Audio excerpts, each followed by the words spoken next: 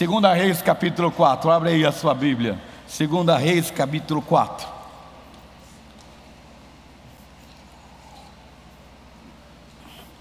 Perdão aí a minha voz, estou saindo de um resfriado, e é por isso que está essa voz aí de vendedor de peixe.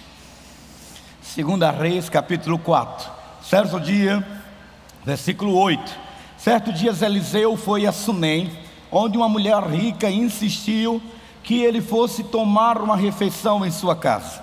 Depois disso, sempre que passava por ali, ele parava para uma refeição. Em vista disso, ela disse ao marido: sei que esse homem que sempre vem aqui é um santo homem de Deus.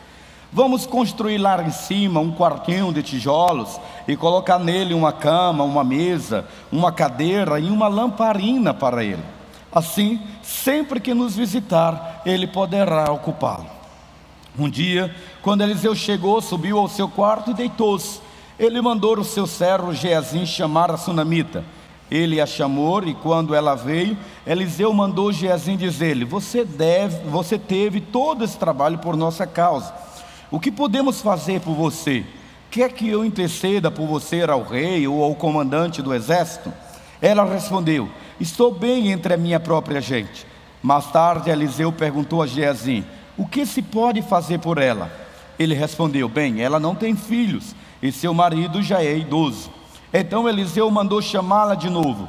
Geazi a chamou, ela veio até a porta e ele disse: por volta desta época, no ano que vem, você estará com um filho nos braços. Ela contestou: não, meu senhor, não iludas a tua serva, ó homem de Deus. Mas, como Eliseu lhe dissera, a mulher engravidou e no ano seguinte, por volta daquela mesma época, deu à luz um filho. O menino cresceu e certo dia foi encontrar-se com seu pai, que estava com os ceifeiros. De repente, ele começou a chamar o pai, gritando: ai, minha cabeça, ai, minha cabeça. O pai disse a um servo: leve-o para a mãe dele. O servo o pegou e levou a mãe. O menino ficou no colo dela até o meio-dia e morreu. Ela subiu ao quarto do homem de Deus, deitou o menino na cama, saiu e fechou a porta. Ela chamou o marido e disse: preciso de um servo, de uma jumenta para ir falar com o homem de Deus. Vou e volto logo. Ele perguntou: por quê? Mas por que hoje? Não é lua nova, nem sábado. Ela respondeu: não se preocupe. Ela mandou selar a jumenta e disse ao servo: vamos rápido, só pare quando eu mandar. Assim ela partiu para encontrar-se com o homem de Deus no Monte Carmelo. Quando ele a viu à distância, disse a seu servo Geazi: olhe, é a sunamita. Corra ao seu encontro e pergunte a ela: está tudo bem com você? Tudo bem com seu marido? Tudo bem com seu filho? Ela respondeu a Geazi: está tudo bem. Ao encontrar o homem de Deus no monte, ela se abraçou aos seus pés. Geazi veio para afastá-la, mas o homem de Deus lhe disse: deixe-a em paz. Ela está muito angustiada, mas o Senhor nada me revelou e escondeu de mim a razão de sua angústia. E disse a mulher: acaso eu te pedi um filho, meu senhor? Não te disse para não me dar falsas esperanças? Então Eliseu disse a Geazi: põe a capa por dentro do cinto, pegue o meu cajado e corra. Se você encontrar alguém, não o cumprimente. Se alguém o cumprimentar, não responda. Quando lá chegar, ponha o meu cajado sobre o rosto do menino. Mas a mãe do menino disse: juro pelo nome do Senhor e por tua vida, que se ficares, não irei. Então ele foi com ela. Geazi chegou primeiro e pôs o cajado sobre o rosto do menino, mas ele não falou nem reagiu. Então Geazi voltou para encontrar-se com Eliseu e lhe disse: o menino não voltou a si. Quando Eliseu chegou a casa, lá estava o menino morto, estendido na cama. Ele entrou, fechou a porta e orou ao Senhor. Depois deitou-se sobre o menino, boca a boca, olhou, olhos com olhos, mãos com mãos. E enquanto se debruçava sobre ele, o corpo do menino ia se aquecendo. Eliseu levantou-se e começou a andar pelo quarto. Depois subiu na cama, debruçou-se mais uma vez sobre ele. O menino expirou 7 vezes e abriu os olhos. Eliseu chamou Geazi e o mandou chamar a sunamita, e ele obedeceu. Quando ela chegou, Eliseu disse: pegue seu filho. Ela entrou, prostrou-se aos seus pés, curvando-se até o chão. Então pegou o filho e saiu. Amém? Que Deus aplique a sua palavra ao seu coração nessa noite, que você saia daqui com uma fé, mas com uma fé não somente na habilidade de apenas crer, mas uma fé que leve você a se mover em função da existência dessa fé canalizada para a pessoa daquele que pode tudo e todas as coisas, que é Cristo Jesus. Quando nós entendemos isso, a gente começa a pensar sobre esse relato. O que Deus quer nos ensinar a partir do relato do filho da sunamita? O que você pode aprender em termos de fé? Ou seja, qual é o tamanho da sua fé e em quem você tem posto a sua fé e de que forma também? Nós temos uma grande dificuldade de trabalhar a questão da fé nos nossos corações. A história nos mostra que a fé, o que é fé, e que essa fé ela deve funcionar nas mínimas, mas também nas grandes coisas. A nossa fé não pode ser uma fé sinalizada apenas para o aspecto do segmento da nossa religiosidade. Fé e religiosidade funciona dentro dos protocolos das performances da sociedade, porque nós somos desafiados a termos fé. Mas a fé que canaliza a vontade de Deus para a nossa vida, ela não pode ser abstrata. Mas pastor, isso é incoerente com o conceito da nossa língua, porque fé é abstração, não na perspectiva do cristianismo. A fé é a materialização da sua capacidade de crer na pessoa de Jesus Cristo. A fé no conceito da semântica da nossa língua, do conceito etimológico, é a abstração, mas nós podemos materializar a nossa fé quando nós transportamos esta fé para algo real e concreto, que é a pessoa de Cristo Jesus, nosso Senhor. Na verdade, a história não fala diretamente da fé daquela mulher, mas fala dos acontecimentos da sua vida, que levou a demonstrar em quem ela colocava a sua fé. E querido, a pergunta é: você veio nessa noite, a esse culto aqui, para celebrar os feitos que a sua fé tem alcançado, ou apenas celebrar fundamentos de uma religiosidade que não tem acrescentado nada na sua vida? Nós brasileiros somos crédulos na nossa essência, nós temos todo um cabedal de crenças folclóricas. Nós brasileiros somos crédulos pela nossa essência, mas a coisa mais importante de demonstrar a nossa fé é viver uma fé que vai além das palavras e vai pelo campo empírico, pelo campo da experiência. Tiago capítulo 2 versículo 26, ele diz exatamente isso: me mostra a tua fé. Qual é a razão de você crer? Eu não posso crer só por crer, mas eu posso crer para viver, e viver crendo na manifestação da bênção de Deus sobre a minha vida.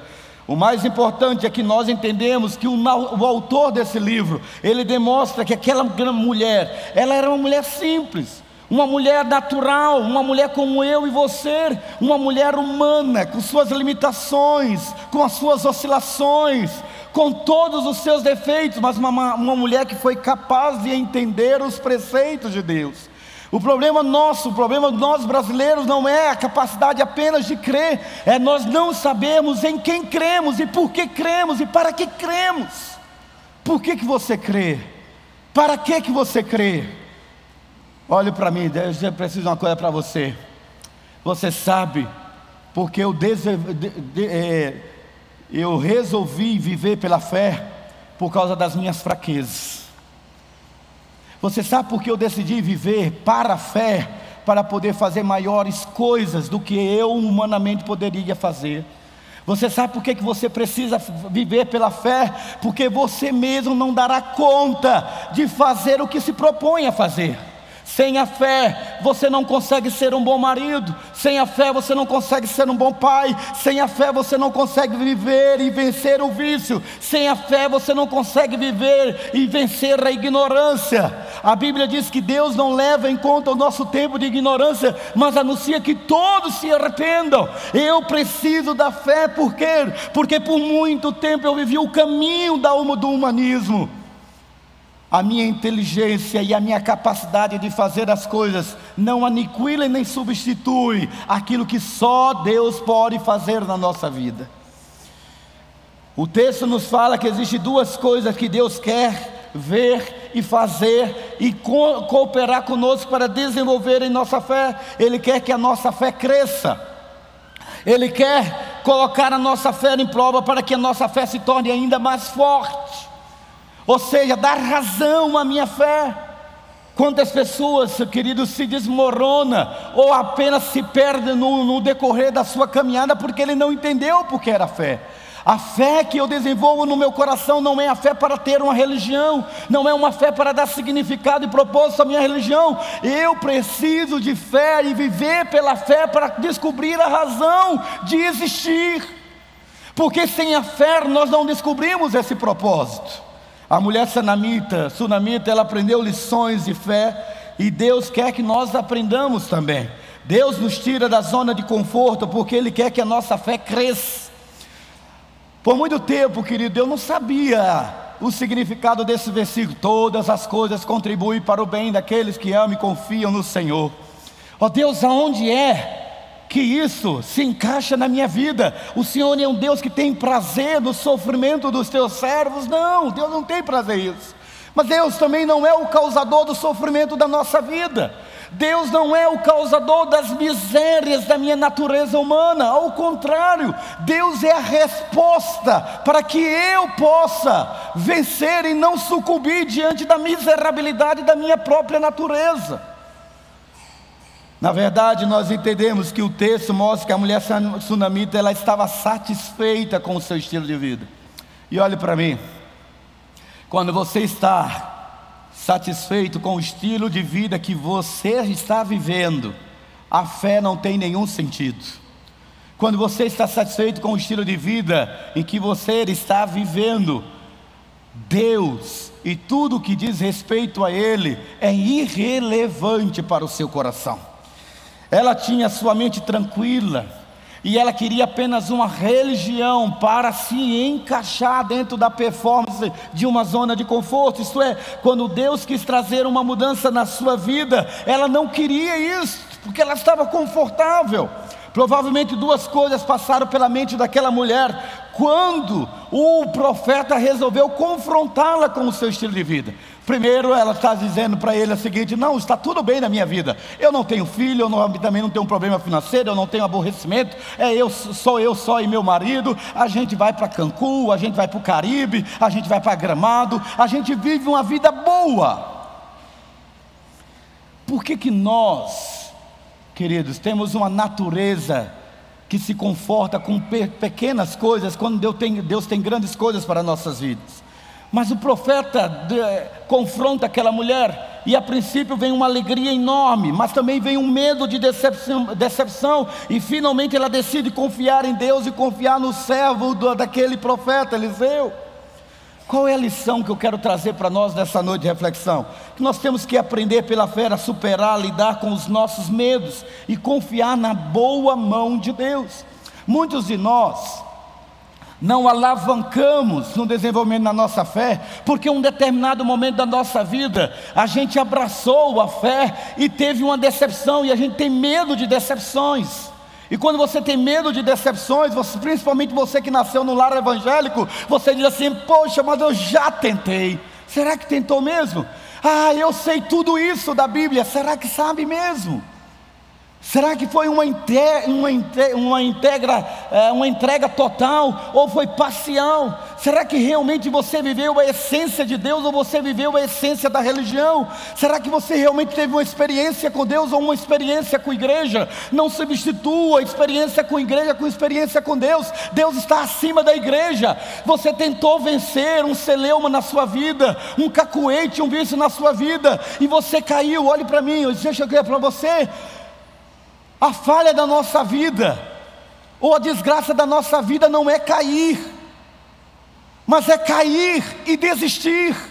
Porque a Bíblia diz que o cair do homem, o levantar de Deus. Na minha vida foi uma vida assim, de altos e baixos, de tropeços. Mas querido, eu sei em quem tenho crido, e eu sei que Ele é poderoso para guardar o nosso tesouro até o dia final.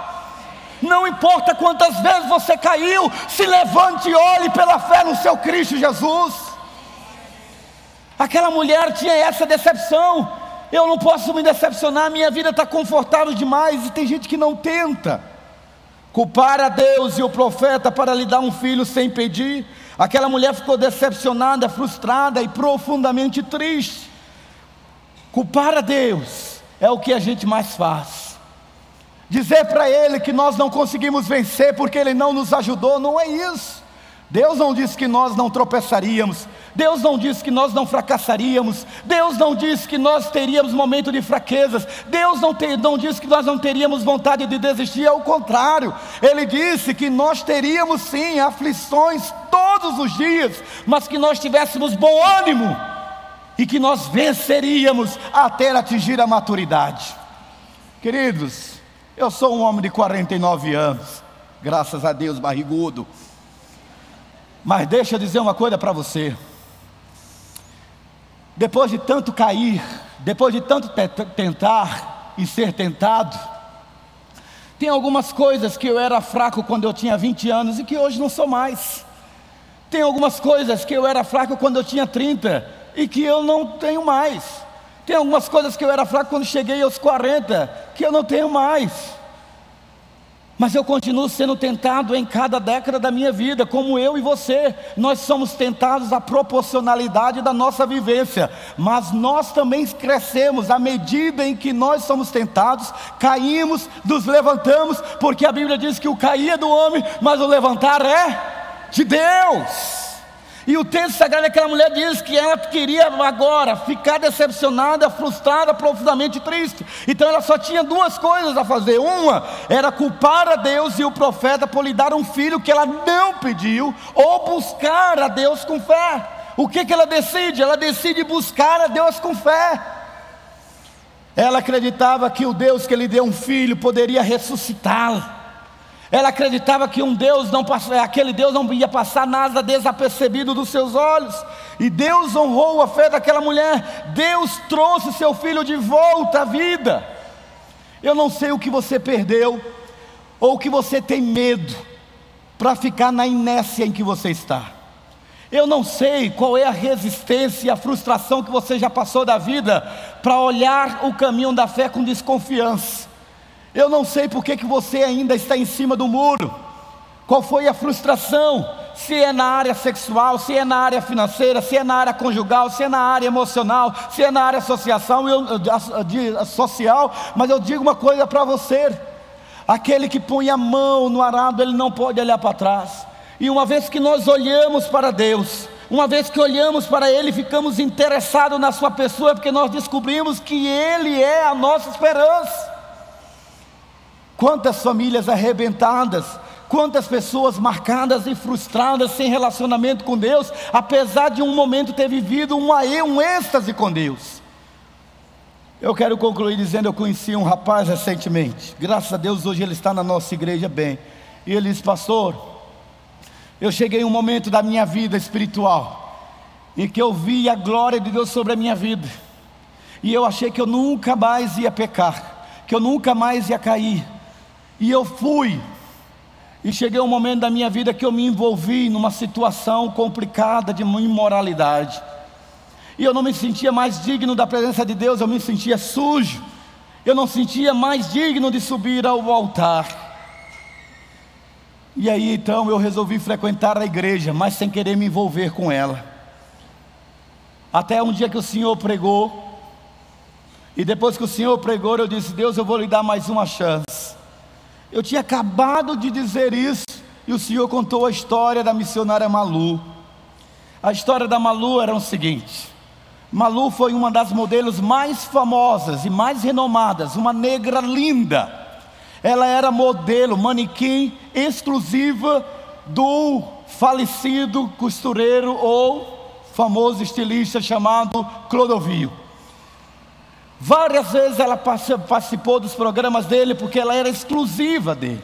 De tão bonita, ela conseguiu um amante árabe, que sustentava toda a família dela, e a colocou em um palácio, em uma das mansões no bairro do Morumbi, São Paulo. Malu era amante, porque aquele homem, quando vinha no Brasil, era com ela que ele ficava. Aquela mulher teve um filho. Aquele filho, à semelhança da sunamita, contraiu uma doença. Com o dinheiro, ela viajou aos Estados Unidos, fez um tratamento caríssimo, mas não teve jeito. E os especialistas disseram que a criança dela iria morrer. Ela voltou para casa. E um dia, desesperada, saindo da sua casa, a vizinha abordou-a. Ela baixou o vidro, e então a vizinha disse assim: eu sei do sofrimento da senhora e do seu filho. Eu queria convidá-la para que fosse a um culto comigo, um culto de oração. Aquela vizinha era evangélica da Assembleia de Deus, e Malu foi no desespero, e é geralmente assim que a gente se achega para Deus, no desespero. Ela foi para o culto de oração, e todo mundo aqui sabe o que é um círculo de oração numa igreja Assembleia de Deus, né? Entre os batistas, o culto de oração, o cara conta uma história muito grande para pedir oração, mas da Assembleia de Deus, aquele culto, língua para lá, língua para cá, língua para lá, falando em língua, aquele barulho, e ela perdida, achando aquilo um absurdo. E ela fez uma oração silenciosa. Ela disse: Deus, esse povo é maluco. Isso aqui, na verdade, é um terreiro de umbanda disfarçada de igreja. Eu lhe dou 1 minuto para que o Senhor me prove que está aqui. Senão eu vou sair dizendo para todo mundo que os evangélicos não são doidos não. Eles são esquizofrênicos, são pirados. E quando ela terminou de pensar, automaticamente, na hora, a dirigente do círculo de oração se levantou e disse: há entre nós uma pessoa, uma mulher que está dando 1 minuto para Deus provar que Ele é Deus e que Ele está aqui. Deus está dizendo que esse 1 minuto Ele aceitou, mas Ele está lhe dando 30 segundos para que você se arrependa e o confesse como Senhor da sua vida. Ela caiu de joelho, entregou a sua vida para Jesus. Seu filho não viveu como a mulher, o filho da sunamita, mas a morte do seu filho trouxe a vida para aquela mulher. Malu se tornou uma serva de Deus, hoje é uma missionária na Alemanha, casada, testemunhando aquilo que Deus fez da sua vida. Lhe deu um marido, lhe deu mais 3 filhos. A fé não é para você crer, a fé é para você viver.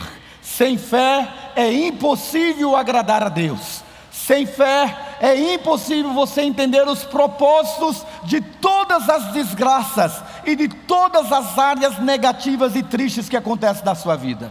Não, querido, olhe para a fé apenas como um amuleto para alcançar alguma coisa, mas olhe como a fé, como uma ponte para te levar de volta ao coração daquele que prometeu lhe dar vida e vida em abundância. Sem fé você não tem vida. Sem fé não há propósito no seu coração. Sem fé não há como você entender os desígnios de Deus. E sem fé não há milagres no seu coração e no seu estilo de vida. A fé se sente, faz com que nós entendamos que através da graça de Deus, Deus revela o seu amor e a sua habilidade para satisfazer os seus propósitos nas nossas vidas. Não importa o que a vida pode trazer, você é capaz de superar tudo e todas as coisas por meio da fé. A minha pergunta a você é: em quem você tem posto a sua fé?